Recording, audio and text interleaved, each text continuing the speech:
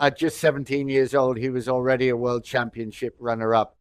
At 22, he won the very last 250cc race in Grand Prix history, closing an entire era of motorcycle racing with his name. 10 Grand Prix victories, 32 podiums, 9 pole positions. He survived a crash at over 200 kilometers per hour that launched his bike into the sky like a rag doll, then came back and won 3 races the following season. His name is Hector Barbera. And if you've never heard of him, it's not because he lacked talent. It's because of what he did with it. Before the arrests, before the alcohol, before the stolen race bike and the fraud investigations, before all of it, there was a boy from Dos Aguas, a tiny town hidden in the hills of Valencia, Spain. Born in 1986, Barbera inherited his father's obsession with motorcycles. By 9, he was winning trials championships. By 15, he was racing against the best in the world.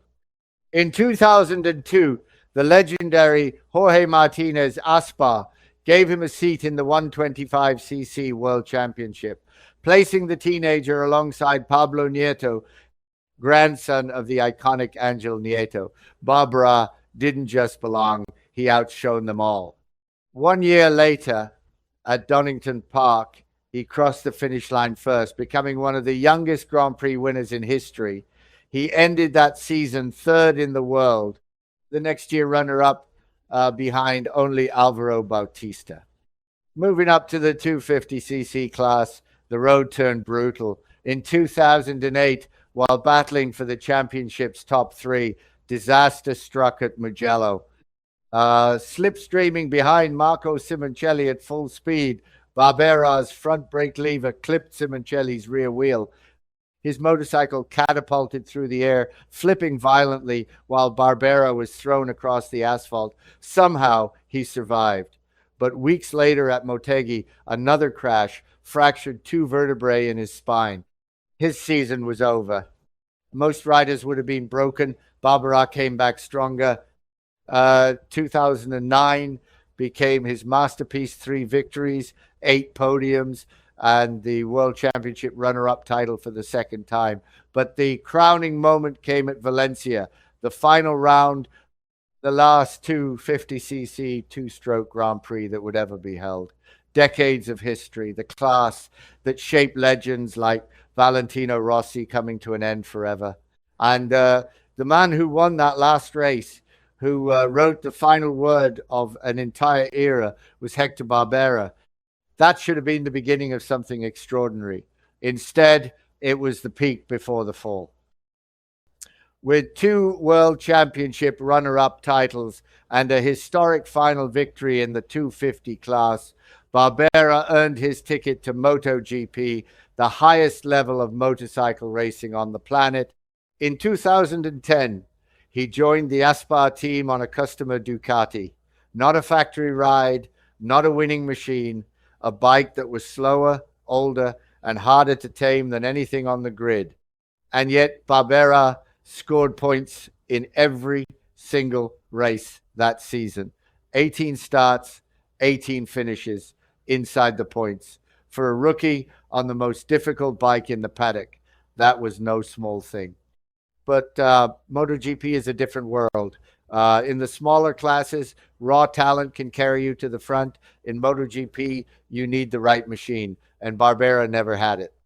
Year after year, 2011, 12, 13, 14, 15, he fought on satellite Ducatis that couldn't compete with the factory Hondas and Yamahas. He broke his spine again at Indianapolis, broke his leg in training, yet he kept coming back. He was never a championship contender, but he was never a nobody either. Then came 2016, the season that changed everything. Barbera found a rhythm, consistent top 10 finishes, a front row start at the Sachsenring, 4th at Sepang, his best ever MotoGP result. He was the fastest satellite Ducati rider in the championship, beating several factory-backed competitors in the standings. And then the phone rang. Andrea Iannone fractured his vertebra. Ducati's test rider was unavailable. Casey Stoner said no. So Ducati turned to Barberá. For 2 races, Japan and Australia, he wore factory red.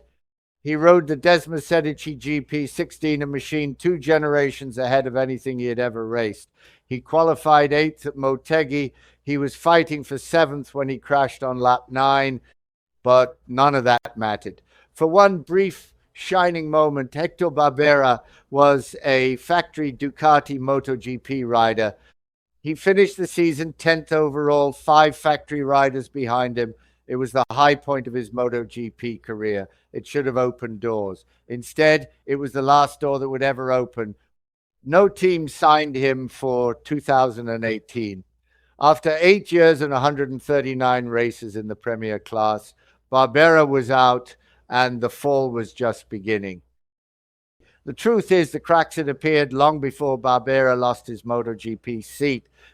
In 2013, while still racing in the Premier class, he was convicted of assaulting his girlfriend and sentenced to 6 months in prison. The sentence was later commuted, but the damage to his reputation was done.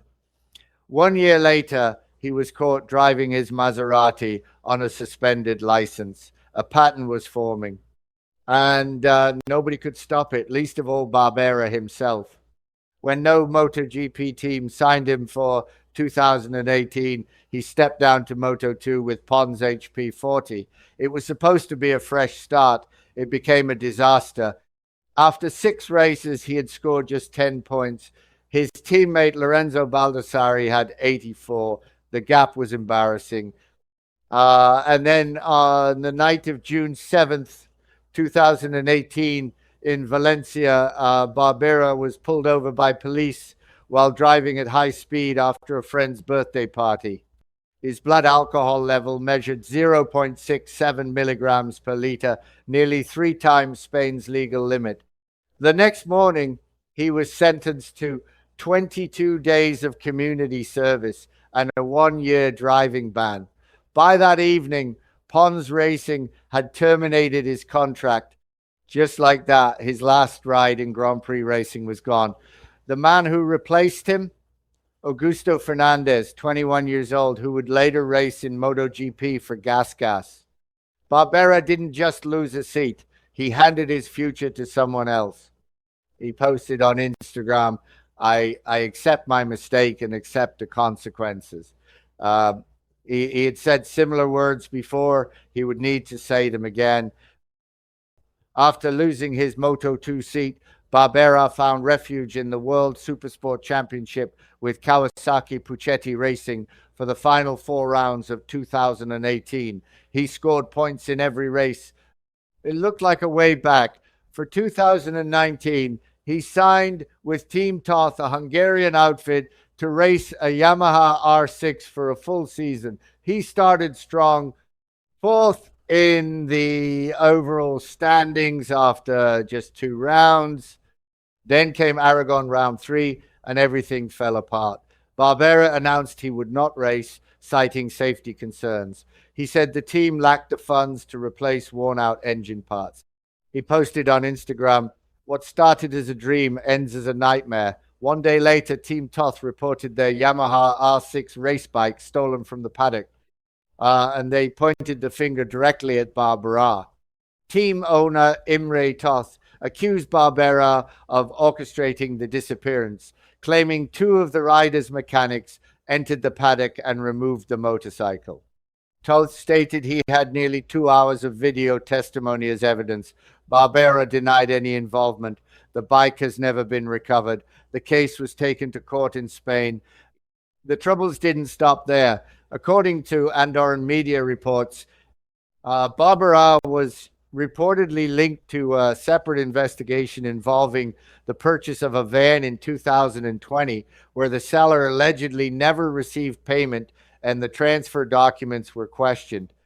His Andorran residency card had expired in 2019 and was never renewed. From a factory Ducati rider to a man whose name now appeared more often in court documents than on race results. after MotoGP, after Moto2, after Supersport Barbera, drifted through British superbikes and Moto America on machinery that matched his fading reputation. From Mugello and Phillip Island to circuits most MotoGP fans have never heard of. Each move wasn't a choice, it was a consequence. And yet the numbers still exist. 10 Grand Prix victories, 32 podiums, 139 MotoGP starts, 9 pole positions, 2-time World Championship runner-up, the man who won the last 250cc race in history. That is a legacy most riders would dream of building in a lifetime. But when the world hears the name Hector Barbera, those numbers are not what they remember. He ruled the track. That part is undeniable. But the enemy who took it all away wasn't Valentino Rossi. It wasn't Marc Marquez. It was the man in the mirror,